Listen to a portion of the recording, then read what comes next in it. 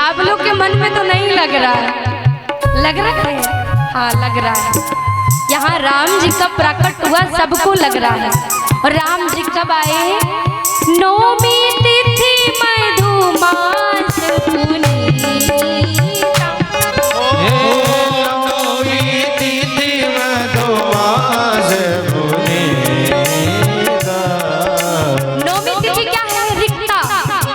खाली है, और खाली व्यक्ति को कोई स्वीकारना चाहता है नहीं। तो एक बार नौमी तिथि रोते रोते भगवान के पास गई, बोले कि अष्टमी में तो पहले आप आ गए, सप्तमी में भी खूब मैया की सेवा होती है, पर नौमी तिथि में कुछ नहीं होता, रिक्ता है, खाली है। राम जी बोले चिंता मत करो, जो खाली है उसमें मैं आकर के विराजमान हो जाता हूँ। और जो रिक्त का अभाव था ठाकुर जी ने पूर्ण कर दिया और नौमी तिथि में आ गए। और कब आए? मध्य के समय आए, मतलब दोपहर में आए। वो हम लोग कोई उत्सव मनाते हैं तो कब मनाते हैं? कब मनाते हैं? रात को सोने से पहले। बात सही है कि नहीं? किसी का जन्मदिन मनाना है तो भैया 8 बजे 9 बजे मना लो, क्योंकि 10 बजे सो जाएंगे, है ना? आनंद का क्षण चाहे जितना बढ़ जाए पता नहीं चलता। तो राम जी कब आए? मध्य में आए। जैसे ही अभिजीत मुहूर्त का समय आया, शुक्ल पक्ष आया, तो आज मेरे राघव प्रकट हुए। बोले राम जी सरकार की हो। अब क्या हुआ? जब राम जी आए तो परमानंद पूरे मन राजा। और पहले राजा कैसे थे? ग्लानि में थे। किस बात की ग्लानि? मेरी कोई संतान नहीं है। एक बार भूपति मन माही, भागलानि मोरे सुत नहीं। और जब ग्लानि हुई तो किसके पास गए भैया? ग्लानि हुई तो कौशल्या जी के पास भी तो जा सकते थे, हाँ? क्योंकि पुत्र नहीं है तो पुत्र देने वाली तो मैया है, मैया के पास जा सकते थे। कौशल्या मैया से कह सकते थे, नहीं कह पाए तो सुमित्रा से कह सकते थे, वो ज्ञानी थी, वो विद्वान थी, पर उनसे भी नहीं कहे। अरे छोड़िए, मैया से नहीं कहे तो अपने मित्र से तो कह सकते थे ना। और सुमंत्र राजा दशरथ के बहुत अच्छे मित्र भी थे, पर नहीं कहे। बात को सही समय पर सही व्यक्ति के सामने प्रस्तुत की जाए तो समाधान मिलेगा, और जो स्वयं दुख में डूबा है वो आपको क्या मार्गदर्शन करेगा? बताइए। श्रेष्ठ के पास जाइए जो आपको मार्गदर्शन दे, जो आपको उससे निकलने की युक्ति दे। वो हम जाते किसके पास है? जो स्वयं दुखी बैठा है, उससे कहते हैं तो वो अपनी समस्या सुना देता है पहले, बाद में सुनता है आपकी। जान जाता है कि ये कोई मदद मांगने आया है, तो वो पहले से ही सोच करके बैठा होता है कि इसको क्या उत्तर देना है। बात सही है ना? तो बात उसी के सामने कहा जाए जो हमारी बात को महत्व दे और हमें मार्गदर्शित करे। राजा दशरथ के पास बहुत लोग थे कहने के लिए, पर नहीं कहे। गुरु ग्रह गयऊ तुरंत महिपाला। जीवन में कोई कष्ट आए तो तुरंत ही जाना चाहिए कहाँ? अपने श्रेष्ठ जनों के पास, जो हमें समाधान दे, जो हमें मार्गदर्शन दे।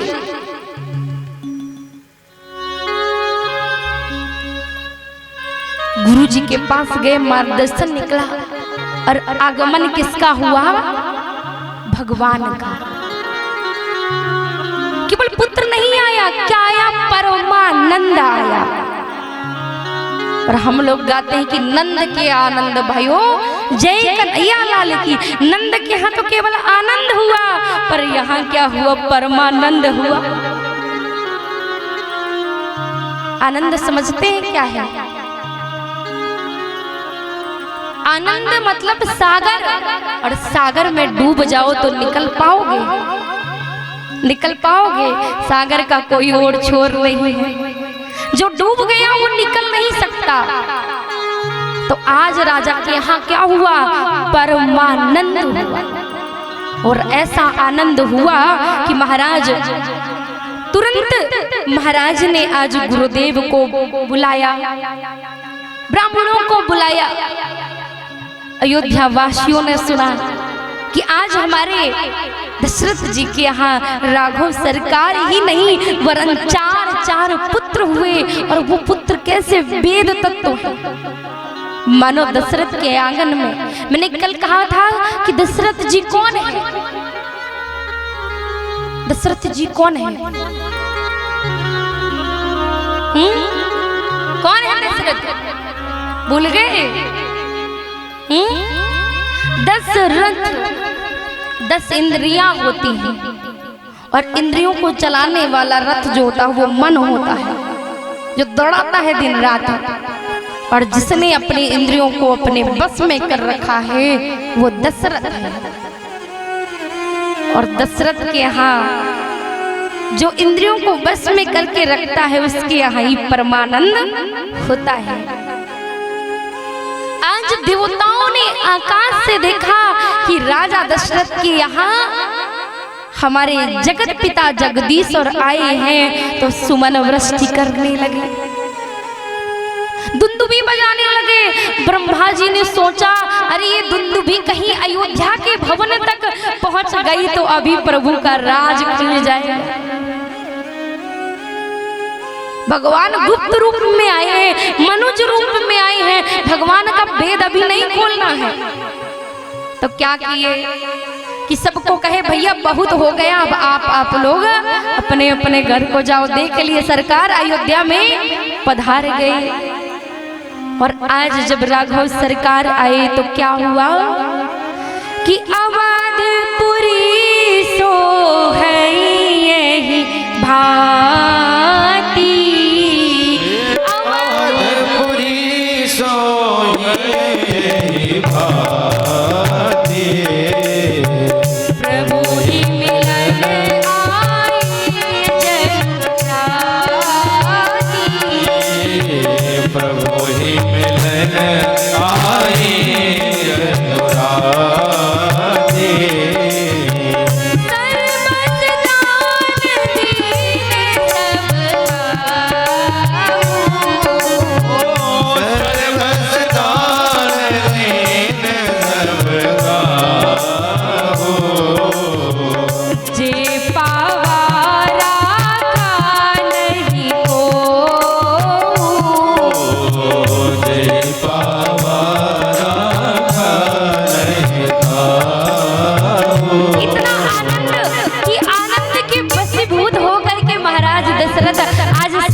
लुटाए जा रहे हैं, जिसको जो मिल रहा है इतना दान लुटाए जा रहे हैं, पर कोई ले नहीं रहा। जिसने जो पाया रखा नहीं, क्योंकि परमानंद को पाने के बाद संसार के कोई पदार्थ नहीं चाहिए। तो भैया महाराज दशरथ आज दान कर रहे हैं और बदले में दान लौट लौट करके उन्हीं के घर आ रहा है, कोई रख नहीं रहा। क्योंकि राम जी सबसे बड़े धन हैं, और जिसके यहाँ राम जी आ जाएं उसको कुछ चाहिए नहीं। तो आज ऐसा अवधाम लग रहा है जैसे कि स्वयं साक्षात भगवती क्षीर सागर से ही समस्त लक्ष्मी को लेकर के आ गई।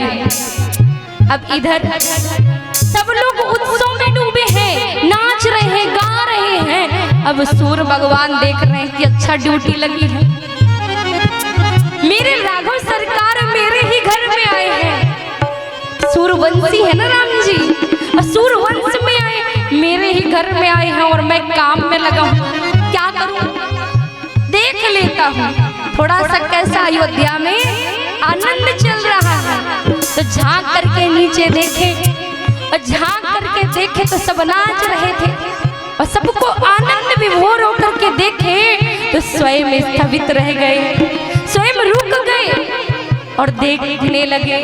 अब क्या हुआ, देखते देखते आनंद की समाधि लग गई। हम लोग बिना कभी कभी कथा सुनते सुनते इतने आनंदित हो जाते हैं कि भूल जाते हैं कि आज घर भी जाना है। और कल ऐसा ही हुआ था, 6 बज गए थे पर कोई जाना नहीं चाह रहा था। तो ऐसे ही सूर्य भगवान ने अयोध्या के आनंद को देखा तो रुक गए।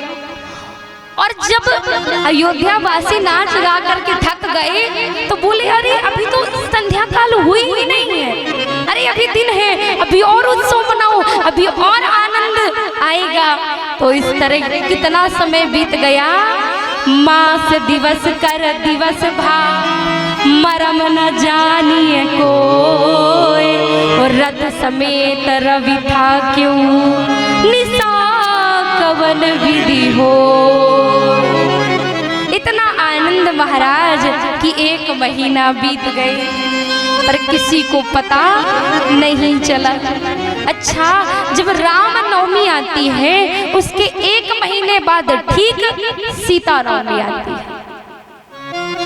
आती है ना, ठीक 1 महीने बाद सीता नवमी आती है। तो एक संत ने भाव दिया कि वो 1 महीने का उत्सव क्यों हुआ, क्योंकि राघव सरकार आए और जानकी मैया आने वाली है, तो आनंद 1 गुना नहीं 1 महीने के बराबर हो गया। अब पिताजी आए हैं तो स्वागत होगा, लेकिन मैया आए तो उससे ज्यादा स्वागत होता है।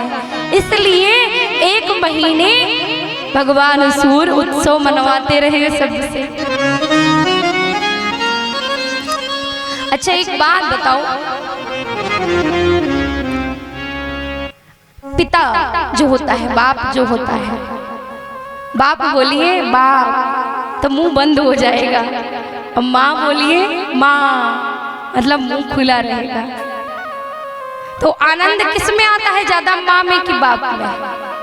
हाँ, बाप चाहे बेटे को कितना प्यार दे, बेटी को कितना प्यार दे, पर माँ के बिना बात बनती नहीं है ना। पिता वो है जिसके सामने मुंह बंद हो जाए, और माँ कौन है जिसके सामने मुंह खुल जाए, अपनी सारी बात प्रकट कर दे। तो इसलिए भी 1 महीने का उत्सव हुआ, जानकी नवमी तक उत्सव चला, लेकिन सबको सब कुछ मिला, इतना अद्भुत उत्सव रहा। और आज इस उत्सव का गायन बाबा माँ भवानी के सामने करते हैं कि अरे राम जन्म के इतने रहस्य हैं देवी, एक रहस्य काहू नहीं जाना, एक रहस्य देवी कोई नहीं जानता है, और वो मेरी चोरी है। लेकिन आज तुम्हारे सामने अपनी चोरी भी रखता हूँ। कौन सी चोरी? बोले कि और एक कहू निज चोरी, सुन गिरजा अति धृण मत तोरी। अरे एक चोरी कहता हूँ, लेकिन ब्रह्म मत जाना। जब राम जी का जन्म हुआ तो कागभूषुंड जी नीलगिरी पर्वत से कैलाश आए, और हम दोनों साथ में अयोध्या गए। मैया ने कहा बाबा मुझे क्यों नहीं ले गए? बोली इसीलिए तो कह रहा हूँ, चोरी की मैंने तुमसे, नहीं बताया। क्यों नहीं बताया? बोले पहले भी तो ले गए थे राम कथा में, और जब तुम्हें संशय हो गया तब तो राम जी दंडकारण्य में थे, तो कहीं बाल रूप में देखती तो कहीं और ज्यादा भ्रम हो जाता, इसलिए आपको नहीं ले गए, हम अकेले ही गए। अब उसके बाद भोले बाबा आकर के अयोध्या की गलियों में घूमने लगे और जा करके कौशल्या मैया के द्वार पर खड़े हो गए, बोले हमें भी दर्शन करा दो, हमें भी दर्शन करा दो। इतनी भीड़ है, मैया ने देखा कि ये तो अजनबी लग रहे हैं, और मेरे यहाँ लाल जी कवाए चौथे पन पायो सुतचारी, मैंने चौथे पन में पाया है, कहीं मेरे लाल जी को नजर लग गई तो मैया ने भगा दिया। अब जा करके बाबा और कागभूषुंड जी सरयू तट पर जोगी का वेश बनाते हैं, और आइए भोले बाबा का दर्शन करें और कहें नगर में जोगी आया, नगर में जोगी आया, भेद कोई समझ न पाया, अजब है तेरी माया, सबसे निराला तेरा नाम, तेरा नाम भोलेनाथ, भोलेनाथ, भोलेनाथ, भोलेनाथ, भोलेनाथ। नगर में जोगी आया, भेद कोई समझ न पाया, अजब का भेष बनाया, तेरा है भोलेनाथ, भोलेनाथ, भोलेनाथ, भोलेनाथ, भोलेनाथ, भोलेनाथ। हरि ओम नमः शिवाय, हरि ओम नमः शिवाय, हरि ओम नमः शिवाय, हरि ओम नमः शिवाय, हरि ओम नमः शिवाय, हरि ओम नमः शिवाय। हरि ओम नमः शिवाय, हरि ओम नमः शिवाय। सभी लोग ताली सेवा करते हाँ, हुए सिखाइए। अच्छा, कितने लोग मेरे भोले बाबा के साथ दर्शन करना चाहते हैं, लाल जी के सब करना चाहते हैं, तो भाव से पूरी पूरे हाथ उठाते हुए मीठी मीठी तालियों के साथ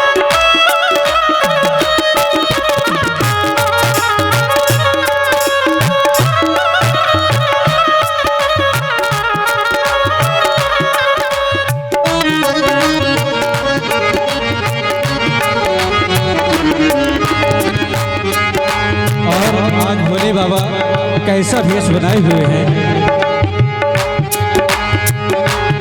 ओ अंगी विभूति गल रुंड माला शेष नांग लिपटायो, अंग विभूति गल रुंड माला शेष नांग लिपटायो, माँ को तिलक भाल चंद्रमा घर घर अलग जगायो, माँ को तिलक भाल चंद्रमा घर घर अलग जगायो। नगर में जोगी आया, भेद कोई समझ न पाया, कोई है तेरी माया, सबसे बड़ा तेरा नाम, तेरा नाम भोलेनाथ, भोलेनाथ, भोलेनाथ। अजब है तेरी माया, भेद कोई समझ न पाया, कोई तेरा समझ न पाया, नंद घर में आया, सबसे बड़ा है तेरा नाम, तेरा नाम भोलेनाथ, भोलेनाथ, भोलेनाथ। और सभी लोग बोलेंगे ताली सेवा करते हुए हरि ओम नमः शिवाय, हरि ओम नमः शिवाय, हरि ओम नमः शिवाय, हरि ओम नमः शिवाय, हरि ओम नमः शिवाय, हरि ओम नमः शिवाय। हरि ओम नमः शिवाय, हरि ओम नमः शिवाय।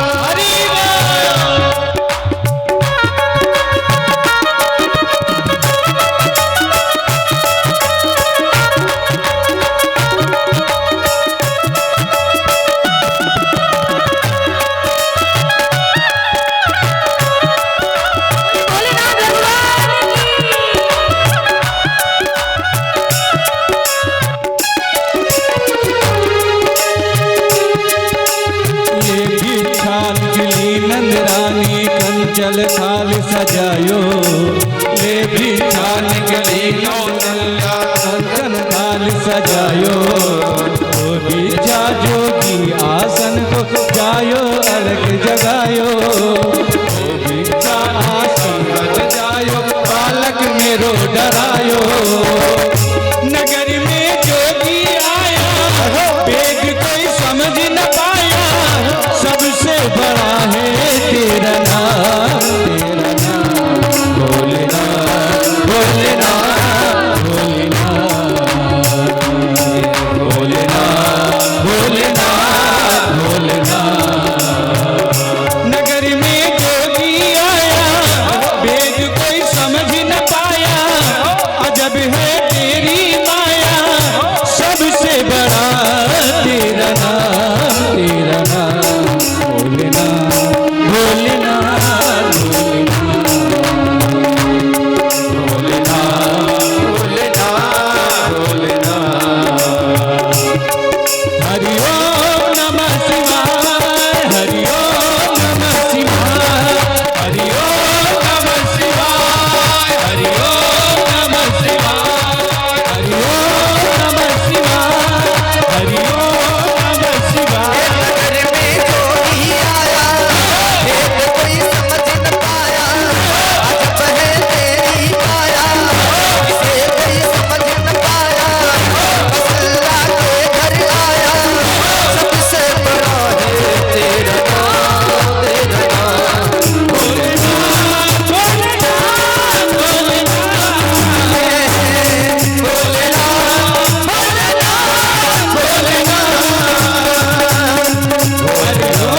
नमः शिवाय, हरि ओम नमः शिवाय, हरि ओम नमः शिवाय, हरि ओम नमः शिवाय, हरि ओम नमः शिवाय, हरि ओम नमः शिवाय, हरि ओम नमः शिवाय, हरि ओम नमः शिवाय, हरि ओम नमः शिवाय, हरि ओम नमः शिवाय। हरि ओम नमः शिवाय, हरि ओम नमः शिवाय। बोलिए भूत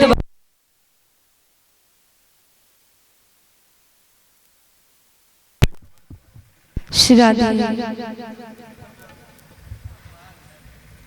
बोली भूत भावन सरकार की अब अयोध्या की गलियों में भोलेनाथ भटक रहे हैं। कोई मेरे लाल जी का दर्शन करा दे, पर कोई नहीं करा रहा। अब कहे भुसुंडी जी एक काम करते हैं, जोगी का बेस बना करके यहीं सरयू के किनारे बैठ करके राम जी की प्रतीक्षा करते हैं। और भोले बाबा आंख बंद करके भगवान को पुकारते हैं, हे नाथ अब आप ही कुछ करो, हमें अयोध्या के गलियों में आपके दर्शन होने वाले नहीं हैं। अब राम जी लीला किए, राम जी जोर जोर से रोने लगे। अब सब दास दासियां परेशान, कौशल्या मैया, कैकेयी मैया, सुमित्रा मैया, सब लाल जी को अपनी अपनी गोदी में लेकर के शांत करा रही हैं, पर लाल जी शांत नहीं हो रहे। एक सखी ने कहा कि मैया लगता है कोई बाहर ही आकर के हमारे लाल जी की दृष्टि को देख करके नजर लगा के आया है।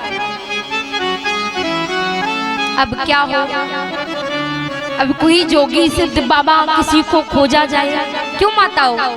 छोटे से लल्ला को कुछ हो जाता है तो आप झाड़ फूक कराते हो, बुलाते हो, अरे कोई बाबा मेरे लाला को ठीक कर दे। अब ऐसे ही कौशल्या मैया परेशान।